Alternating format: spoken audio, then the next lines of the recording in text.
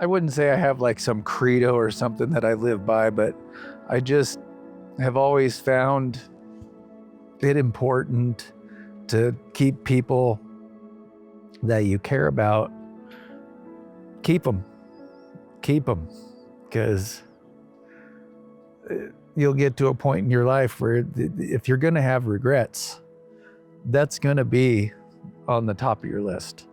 You know, if you have children that you've gotten out of touch with for whatever reason, or if you have good friends that you've gotten out of touch with for whatever reason, it could be stupid, it could be big, but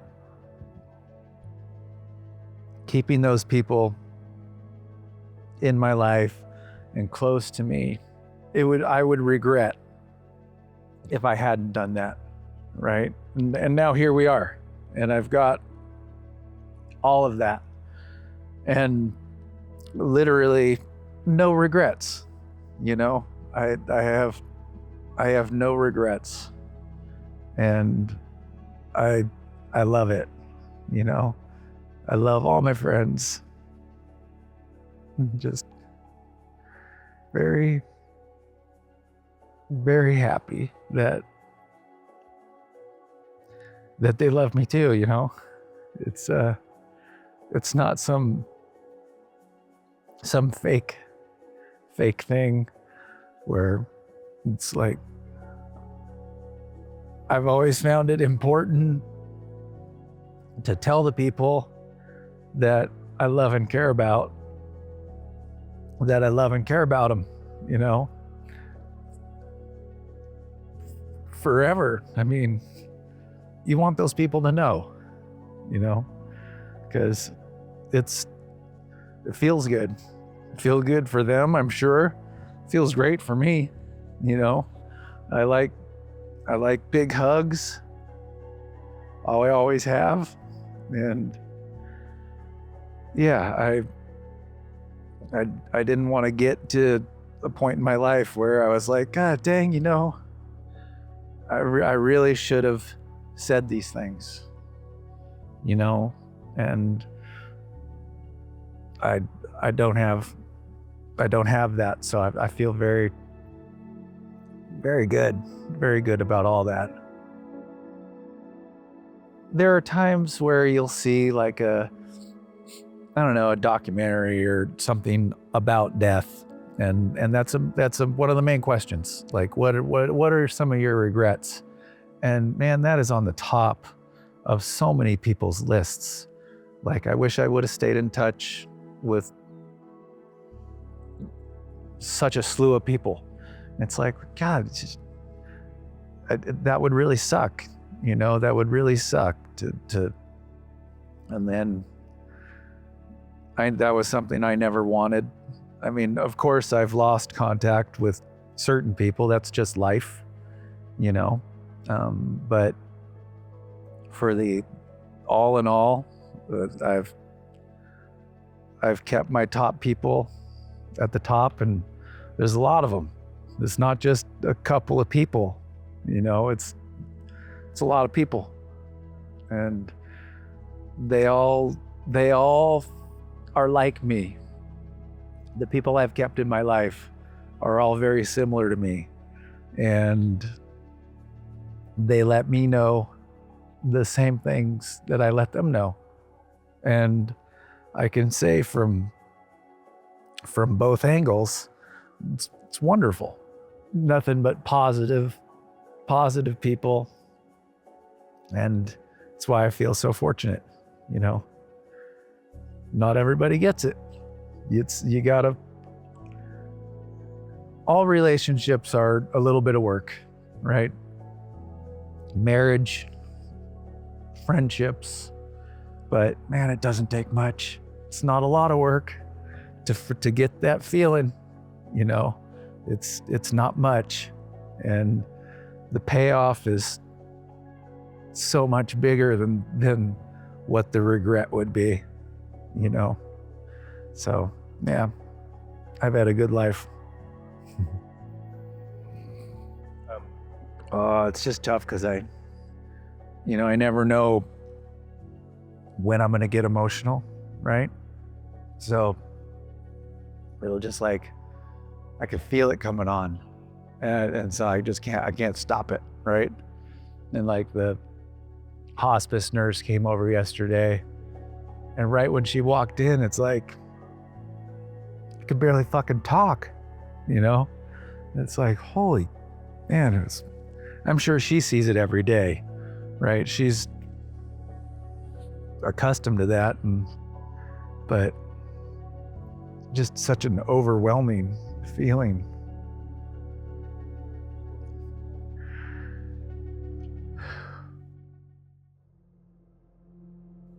I'm not going to get into too much how we met because that's a little weird, but I will say we met at a bar.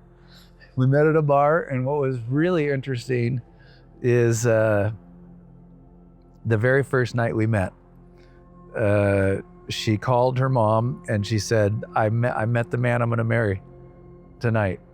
And her mom was like, you're crazy. You're crazy. And since that first day, we were together every day, and we moved in together. Like, God, it was less than 3 months and we were already living together. We each had 4 cats. So we have fucking 8 cats. 8 cats.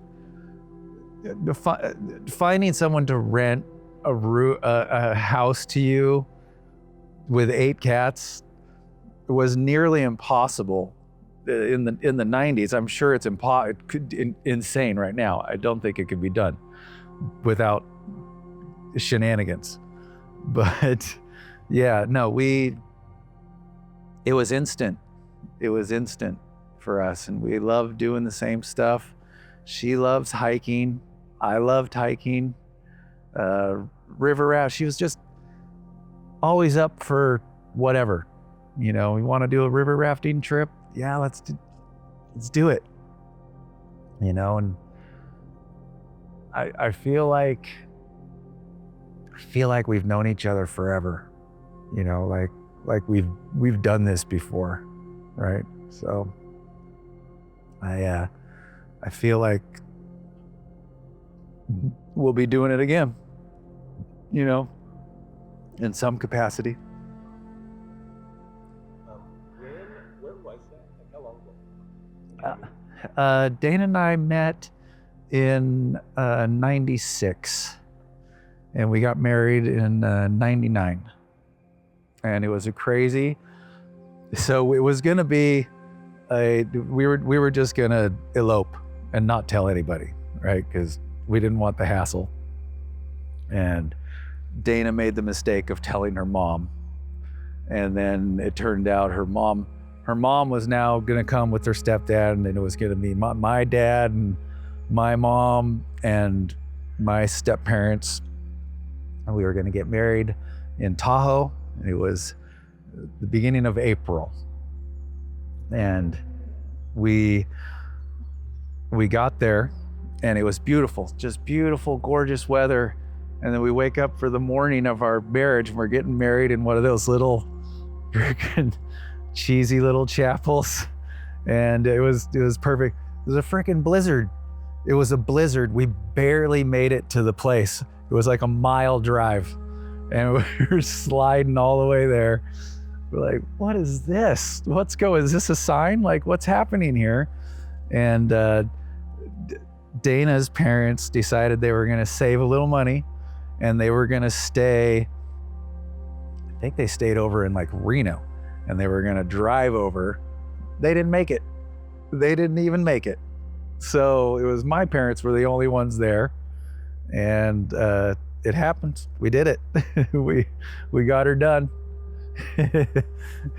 Now the snow made for really beautiful pictures, but it was a challenge. It was a challenge getting there. It was a great trip and a great marriage, and we've had our ups and downs like every marriage does. How could you not? But man, it's been a great ride. It's been a great ride. She's been awesome, super supportive.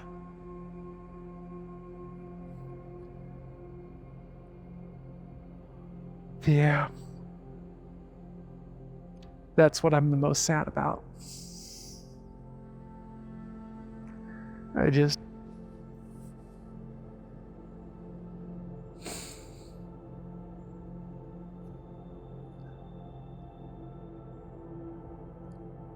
I can't believe I'm not being here for her.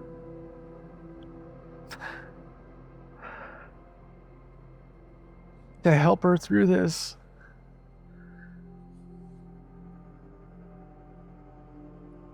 There's so many things that are going to happen because we're both still young. There's going to be so many things that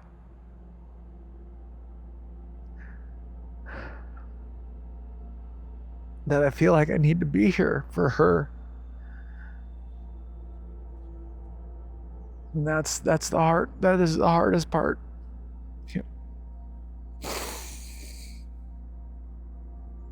Yeah.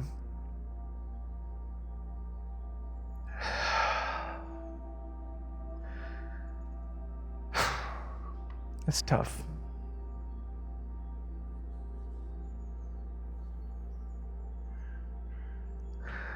Yep. That's the hardest part.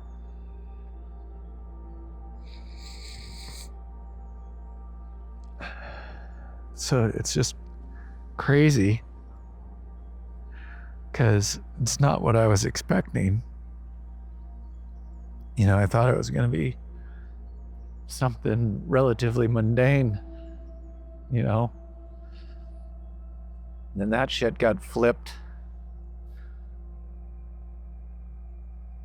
And then it's just, everything just became so surreal, you know, like, wow, it's really happening. There's nothing we can do. Like this is life. Like the ugly side, you know, and yeah, it's a hard thing to wrap your mind around. That you're sitting next to the person you love, fucking watching Jeopardy, and just knowing that in the very near future, that's all gone for them. You know, I'm not going to be there to look over and make a stupid face and make you laugh, you know? It's man, it's hard. It's hard for me to think about for her, you know? So, but we've created, you know, 30 years of really great memories, and I'm just hoping that she can like draw on those.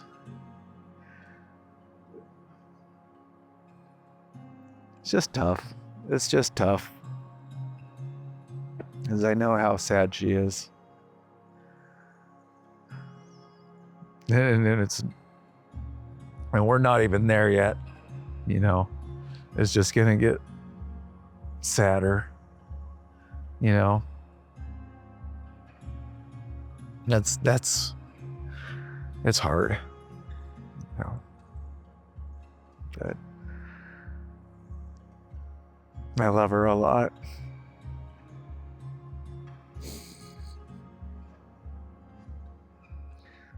I know that for her, I'm like the funniest guy she knows, right? Which is hard to believe, but it's the truth. And she is so easy to make laugh. It's like it's zero work on my part, you know. It's so easy, and I'm gonna lose that too. You know, it's like my best source of inspiration. Like, it's so easy. I don't even have to do anything. And yeah, it's, I just want her to have that, you know. I want her to be able to keep laughing.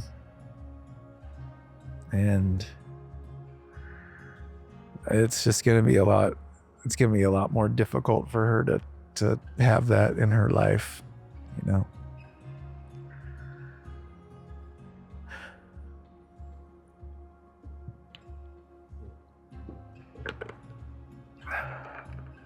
She's got a lot of support.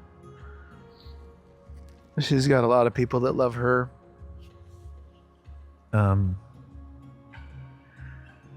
But it's not the same, you know. She's told me, she's like, I don't want the support, but I want you, you know. So yeah, it's all part of it, you know. There's a lot of sadness, and that is a big percentage of all this is sadness. And then at the same time,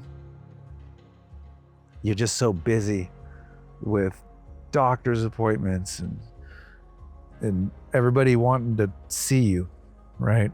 And which I totally get, you know.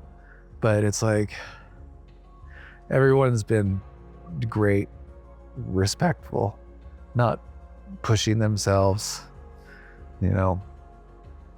And you know, everyone realizes what I'm going through and just wants it to be easy as possible and smooth as possible for me, while still being able to get their time with me, you know.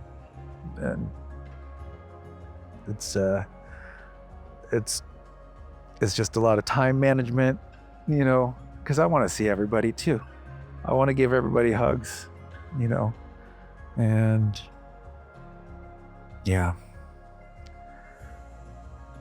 and then it'll be done eventually, and all that busyness goes away, and I think that's really when, like, the grief part really kicks in, you know. So it's yeah, man, it's fucking crazy. It's just really surreal, you know, just to try and think in those terms. It's hard.